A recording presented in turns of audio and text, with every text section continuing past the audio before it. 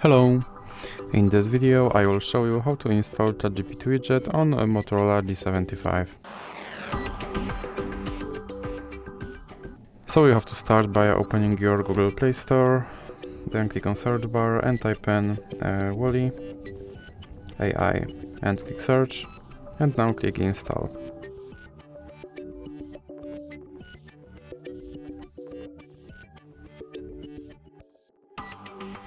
Now you can click open, and then you can click on this button to skip introduction, and now click open permissions. Then select AI assistant and click here to allow this app to display over other apps, and now you can go back, then go back again and click start. And as you can see right here there is my ChatGPT widget, and I can open him and I can tell him to do something.